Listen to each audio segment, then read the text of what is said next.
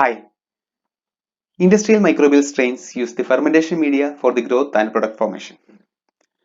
And the fermentation media is one of the critical factors in determining yield and economics of the fermentation.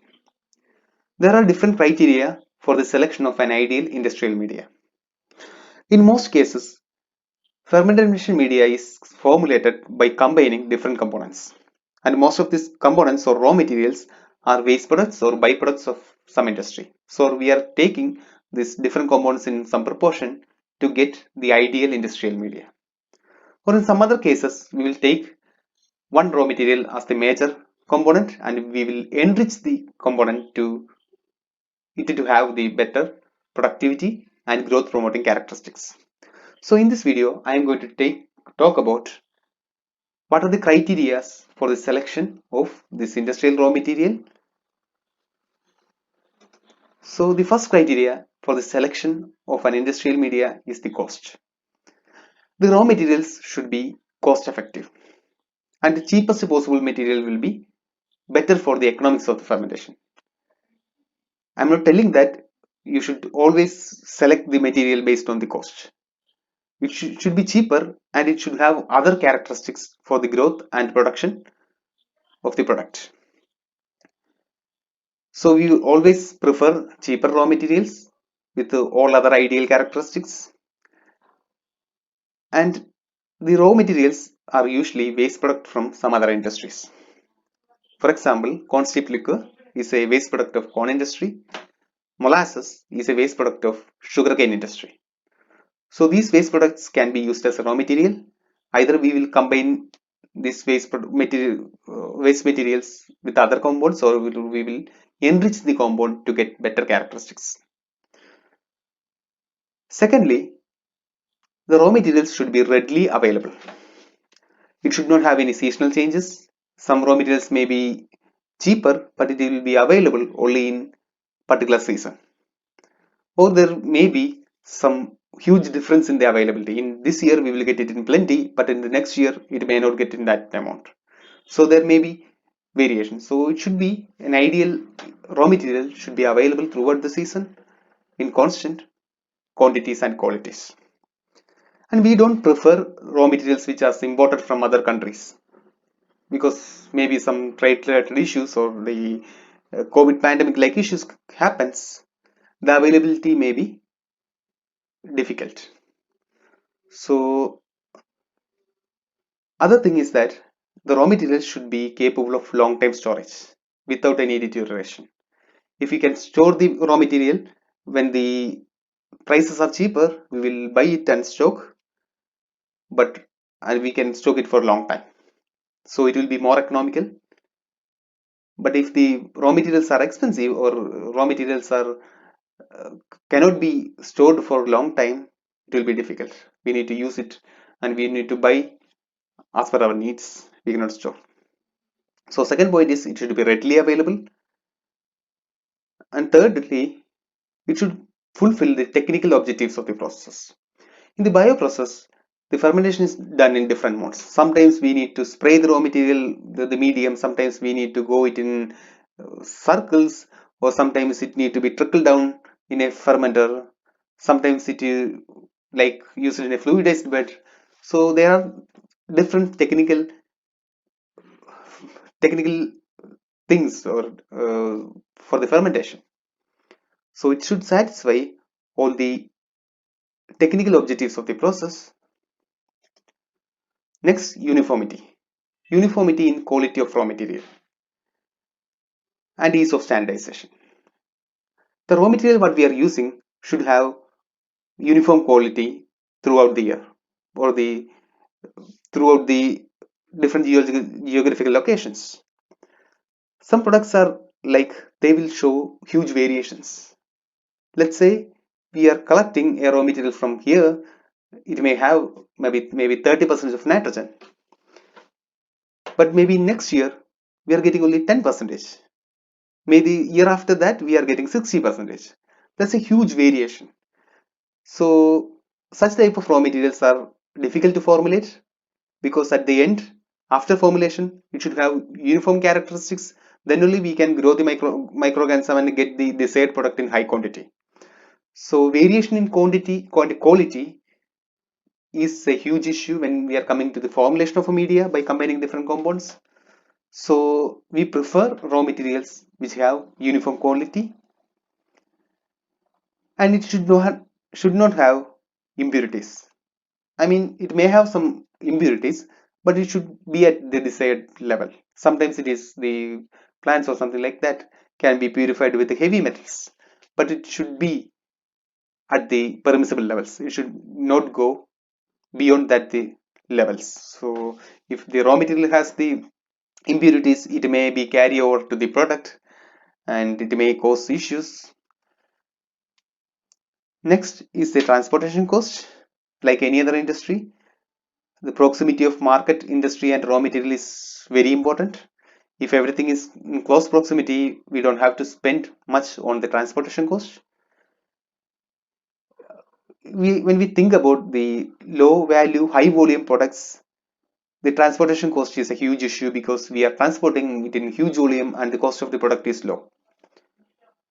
But about the high volume, like high value, low volume products, transportation is not that issue because it is in low volume and its the product price is so high. So depending on the type of product, the proximity of market, industry, and raw material should be fixed. Next, maximum yield. An ideal industrial fermentation media should support the maximum yield of the product.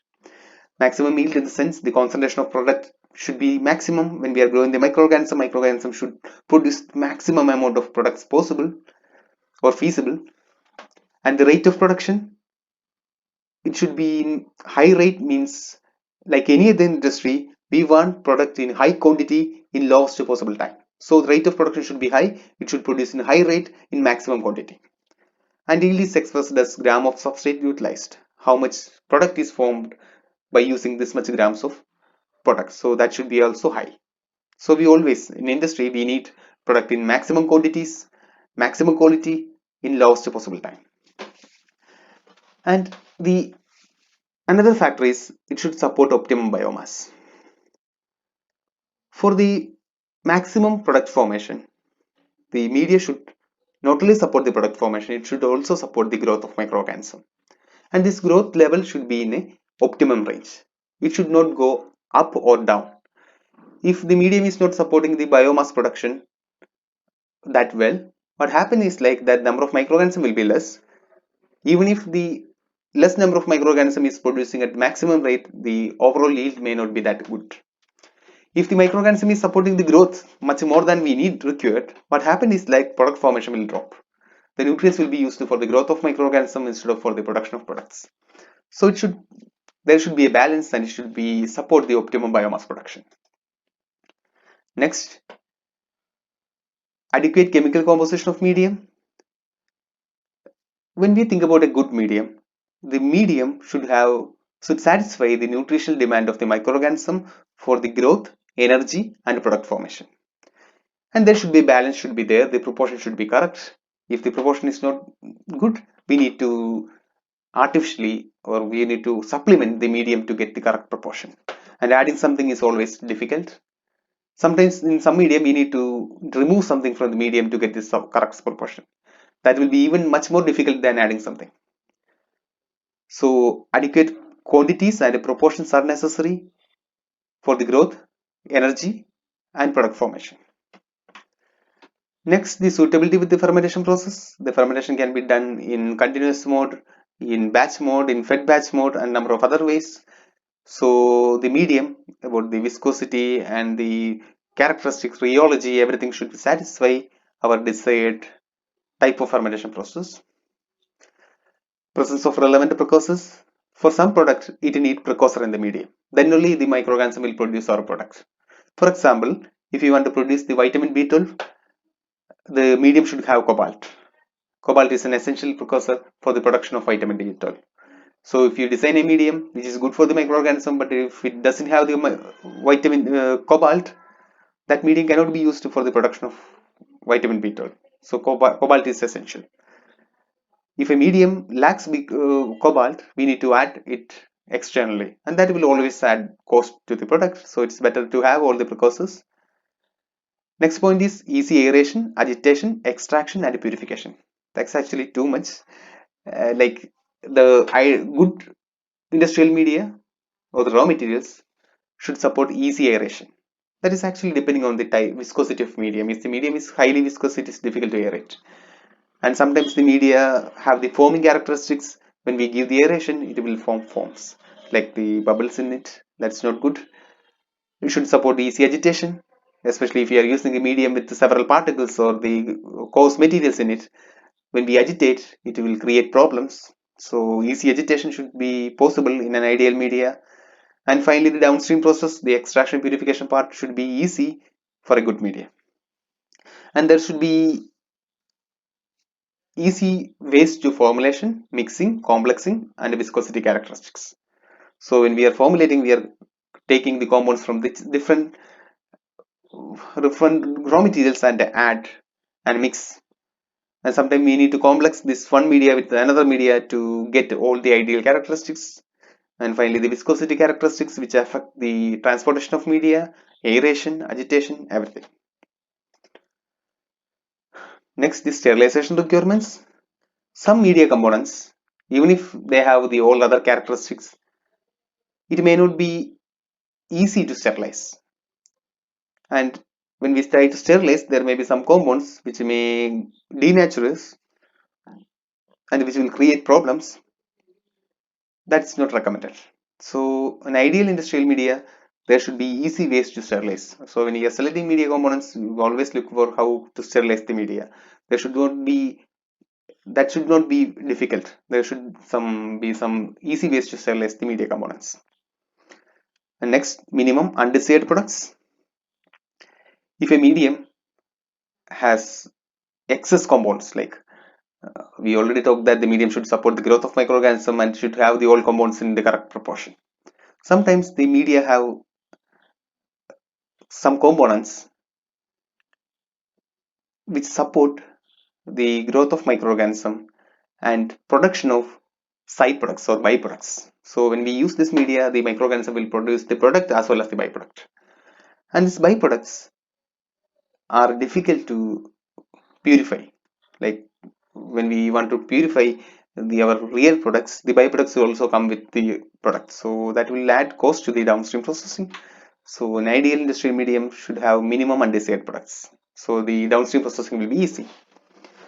And next we have the ease of disposal of waste resulting from the raw material. If the raw materials are having excess nutrients, the over and above the microorganism required for the growth, energy, and the product formation, what happens is like after the fermentation, these nutrients will remain in the medium, and this will become the waste product. So if the waste products have so much of this components of unutilized raw materials, unutilized the media components, it will have high BOD, COD, and other characteristics. So the waste become difficult to dispose, and we need to treat it. We should do the waste treatment process before disposal of the medium. That will add to the time and energy and money to the industry. So that's not good. So the media disposal, the waste disposal should be easy for an ideal industrial medium. There should not be any unutilized compounds. And sometimes the waste products of some raw materials can be used as a value added product. We can use it in alternative ways to get better economics. One example is spent grain, which is actually after brewing, like brewing is the process of beer making. After the brewing, what we do, we will settle the yeast and unutilize the media components, and this is called spent grain. Spent grain, usually the companies, the breweries, what they do, they will dry the spent grain and they use it as animal feed, or they will sell it as an animal feed. So that will also generate money. So the whole overall fermentation will become more cost effective. And finally, the criteria is the overall health and safety implications. The media should not contain any toxins and should not contain any pathogens. If it has some toxins or pathogens, it is harmful for the industrial employees, and this may end up in our product, and the product will become toxic, and it will not satisfy the norms of the government and other pharmaceutical industries to be used in the clinics. So the media should not have contain any harmful or toxic compounds or the pathogens. So these are the 16 criteria what we should consider when selecting a media. So optimization or formulation of media is difficult, and getting media with all these criteria met is also difficult.